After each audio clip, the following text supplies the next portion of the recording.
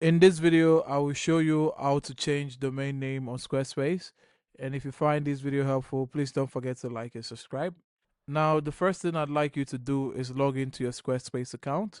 And once you're logged in, you're going to choose the website that you want to change the domain name for. Once you choose that website, on the left sidebar, you're going to look all the way down. You're going to see an icon that displays your display image or initial of your name if you have no image. On the far right of that icon, you're going to see the settings button and you click on the settings button. Now, it's going to open a dialog box that says settings.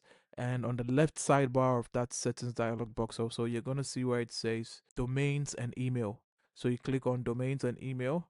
Now on the right, you're going to see the domains and emails option and you're going to click on domains.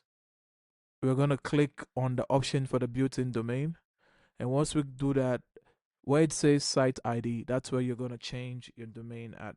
So you can do any name that you want. And once you're done, you're going to click on save and you're going to click on confirm. Once that's confirmed, it's going to trigger a change on your domain, your actual domain name. And as you can see it here, the domain name has changed. And that's how you change domain name on Squarespace. If you find this video helpful, please don't forget to like and subscribe. Until the next one, see ya.